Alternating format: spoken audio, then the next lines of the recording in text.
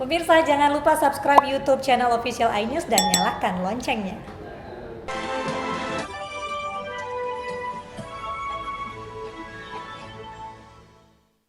Pemirsa, polisi belum menemukan pelaku yang meletakkan bom palsu di depan kediaman Ketua Komite Aksi Menyelamatkan Indonesia Ahmad Yani di Cipinang Indah, Jakarta Timur. Polda Metro Jaya masih terus menyelidiki temuan yang mirip dengan bom tersebut. Hingga kini polisi masih menyelidiki temuan bom palsu di kawasan Cipinang Indah, Jakarta Timur, Jumat pagi. Pelaku yang meletakkan bom palsu di depan rumah Ketua Komite Aksi Menyelamatkan Indonesia Ahmad Yani itu belum berhasil diidentifikasi. Kasus ini juga sedang ditangani oleh Polda Metro Jaya. Metro masih menyelidiki, mencari pihak-pihak yang telah melakukan perbuatannya, yang tentunya telah menyebabkan ada kecemasan di masyarakat. Ini masih didalami oleh Polda Metro Jaya untuk menyelidiki kasus tersebut. Setelah itu, Presiden Joko Widodo membuka Munas kelima Asosiasi Pemerintah Kabupaten seluruh Indonesia di Istana Negara, Jakarta. Presiden mengapresiasi kinerja bupati yang telah bekerja keras menghadapi pandemi COVID-19. Akan duduk kembali.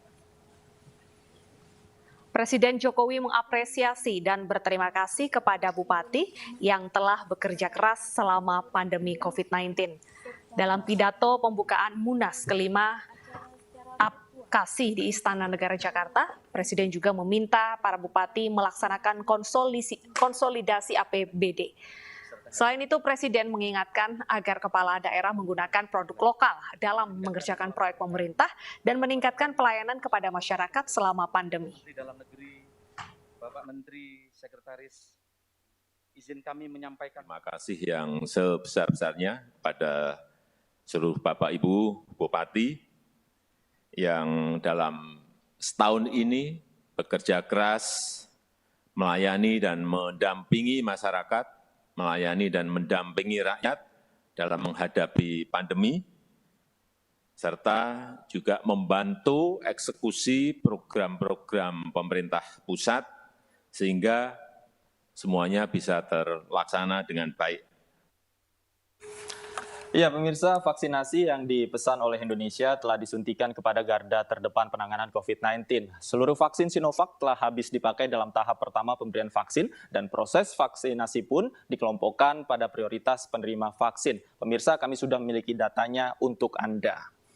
Ya, ini dia datanya, pemirsa, di mana ini adalah kelompok-kelompok penerima vaksin yang menjadi prioritas. Yang pertama adalah tenaga kesehatan, kedua petugas publik, dan yang terakhir adalah lansia. Kita ketahui bersama bahwa dari kelompok prioritas ini total yang sudah dilayani atau disuntikan vaksin totalnya ada 7.188.010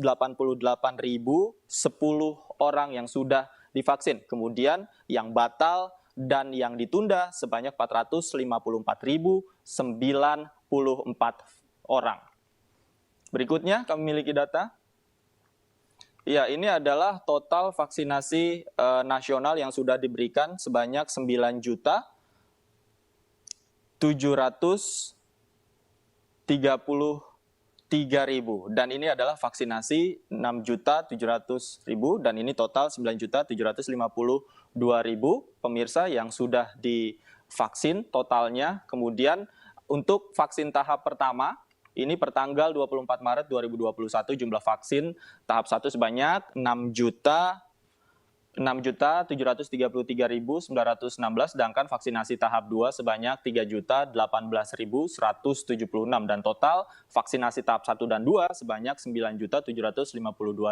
Berikutnya pemirsa, selain kelompok-kelompok rentan yang tadi sudah divaksinasi, kita juga memiliki kelompok lain termasuk lansia dan juga petugas publik yang sudah divaksin. Untuk lansia sendiri sudah ada 1.290.550 orang lansia yang sudah divaksin.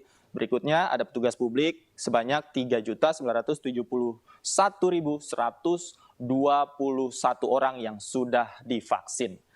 Berikutnya pemirsa, target vaksinasi di Indonesia sebanyak 181.554.465 dengan kebutuhan dosis vaksin COVID-19 sebanyak 426 juta dosis. Dan dengan pemberian vaksinasi secara merata di seluruh Indonesia, diharapkan masyarakat Indonesia dapat menekan penyebaran COVID-19. Dan ini adalah ketersediaan total vaksin untuk semester 1 tahun 2021 hingga bulan Juni mencapai 29.212.171 dosis. Ya, apapun vaksinnya yang dimiliki oleh pemerintah, kita harapkan target pemerintah untuk Indonesia bebas COVID-19 pada bulan Agustus nanti dapat terrealisasi. Kita ke informasi selanjutnya, pemirsa, penanganan kasus COVID-19 di Indonesia dinilai lebih baik daripada negara lain. Ini melalui keterangan persnya di Istana Presiden, Menko Perekonomian Erlangga Hartarto menjelaskan kesembuhan dari kasus COVID-19 Indonesia sebesar 11,49%. Data yang diambil menurut Erlangga didapatkan dari hasil yang sudah divaksinasi sekitar 10 juta masyarakat Indonesia. Perkembangannya kumulatif kasus positif 1.482.559 orang, positivity rate-nya adalah 11,49, kasus aktif nasional ada 8,45%, dunia 17,06, kemudian fatality rate 2,7, dunia 2,2, dan recovery rate. Pemirsa, unit reskrim Polsek Cilincing, Jakarta Utara meringkus satu pelaku kelompok bajing loncat dengan motif pemalakan disertai ancaman terhadap sopir truk. Sedangkan 3 pelaku lainnya masih dalam proses pencarian. Dan pemirsa, usai sudah kebersamaan kita dalam iNews sore hari ini, mewakili kerabat kerja yang bertugas, saya Bernadetta Ginting. Dan saya Davi Pratama pamit undur diri. Terima kasih atas kebersamaan Anda. Selamat sore dan sampai jumpa.